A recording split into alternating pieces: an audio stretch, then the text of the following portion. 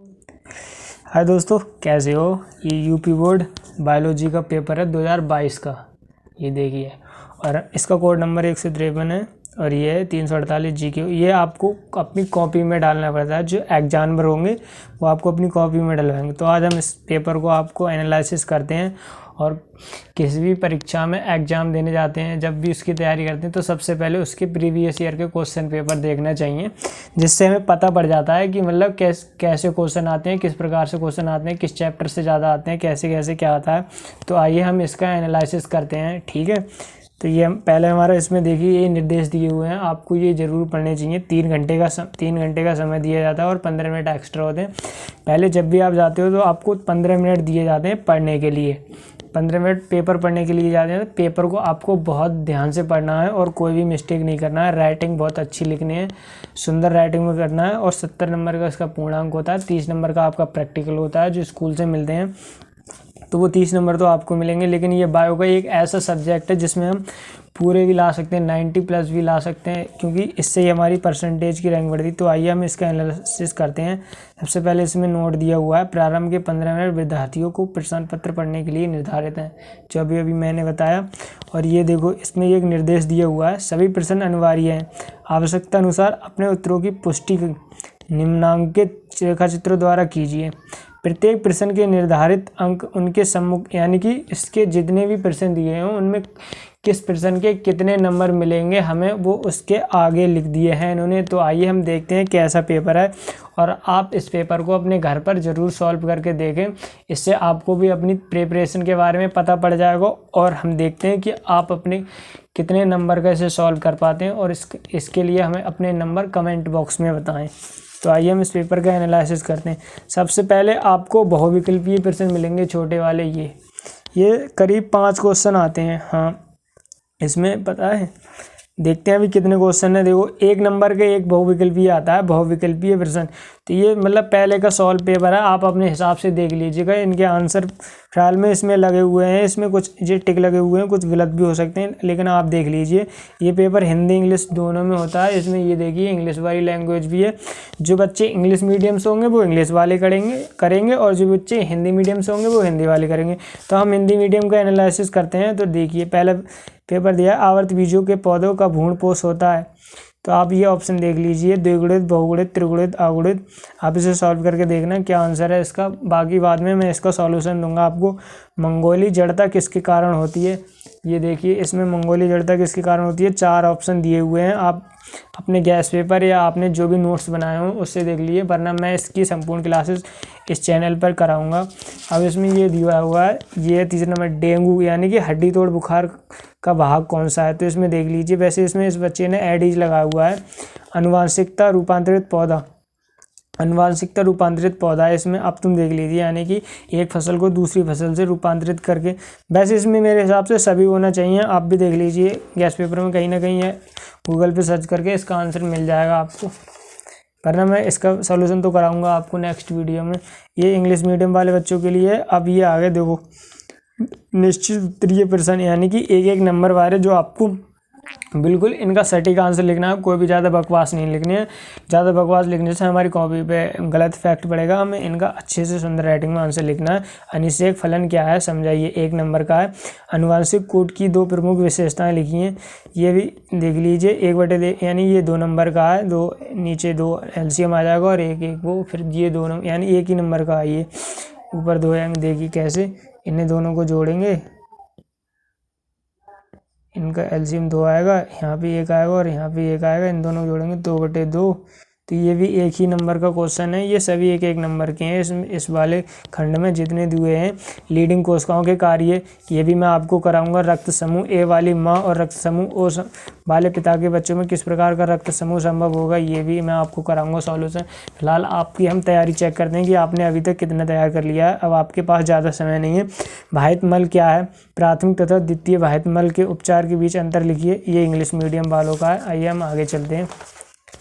दूसरे नंबर में मिलेंगे आपको लघु अति लघु उत्तरीय प्रश्न, यानी कि उससे जो पहले लिख रहे थे उससे थोड़ा बड़ा लिखना है। इसका आंसर आपको, जो ये 1 नंबर वाले हैं, कभी कम से कम 20-25 वर्ष में तो होना ही चाहिए।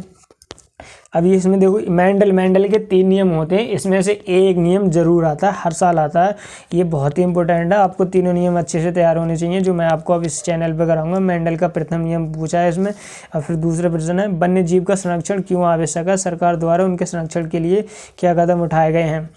और इसमें तीसरा क्वेश्चन है पेचिश के कारक, लक्षण और बचाव के 2 उपायों के बारे में लिखिए।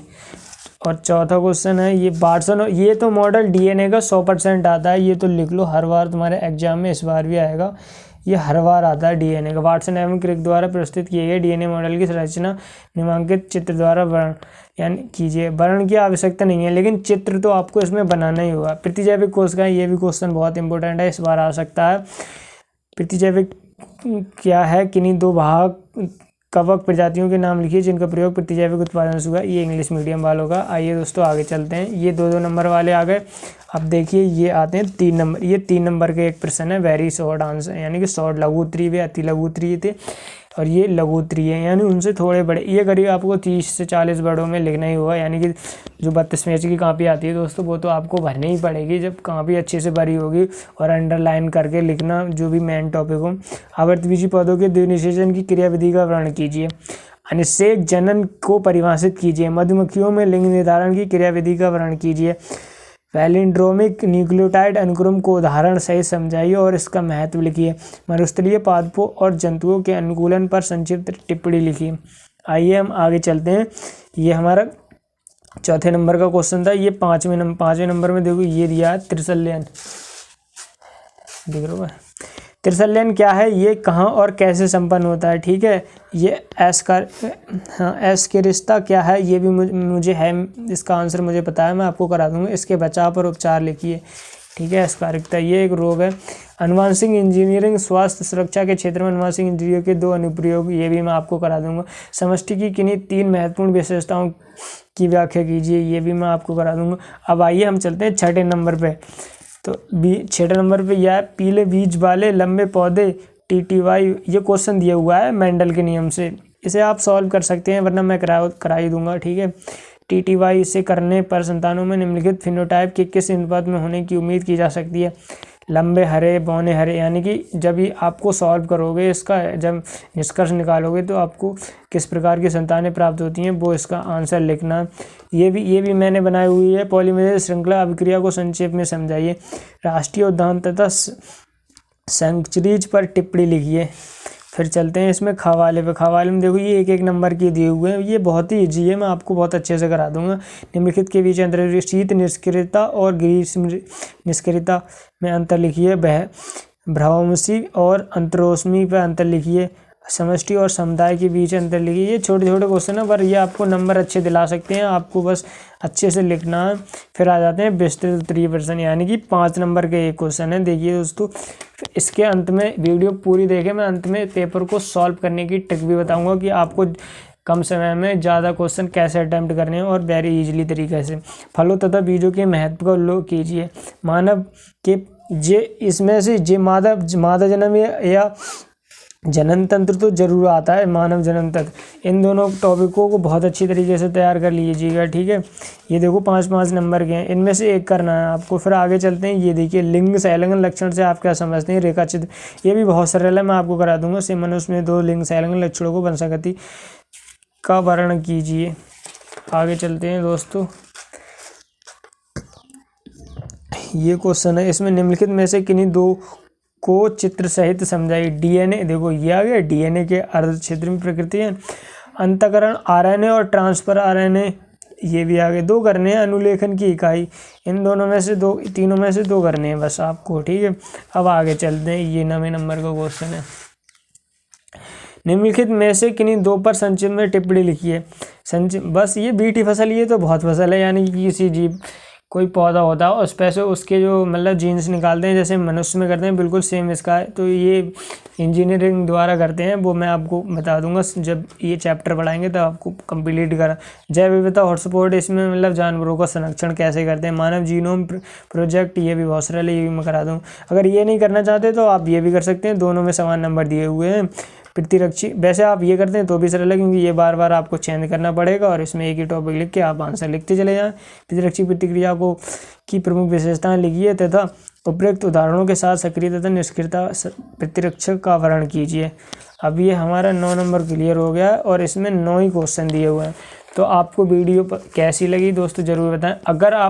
अगर आप मेरे तरीके से, जैसे मैं पेपर सॉल्व करता था पेपर में जाकर, अगर उस तरीके से आप सॉल्व करेंगे तो भाई मैं तो ऐसे करता था, इस पेपर जैसे ही जाता था तो मैं पहले तो इसे एक बार सीधी तरफ से पढ़ लेता था, उसके बाद जाके मैं पकड़ता था इसे लास्ट तरफ से, इसे पेपर को उल्टे तरफ से पढ़ता था। और जैसे ही पहले जो क्वेश्चन ज़्यादा नंबर के थे उन पर मैं ज़्यादा टाइम देता था जिससे मैं उन्हें अच्छे से लिख सकूं, जो ज़्यादा नंबर के थे उनमें मुझे पूरे नंबर मिल सके, क्योंकि बाद में हमारे पास टाइम नहीं बचता और जल्दीबाजी में हमारा अगर क्वेश्चन गलत होगा तो बड़े नंबर का तो नहीं होगा, छोटा से 1-2 नंबर ही तो गलत होगा। अगर बड़े नंबर का लास्ट में करेंगे तो अगर टाइम नहीं बचा तो ये हमारे ज़्यादा नंबर कट जाएंगे।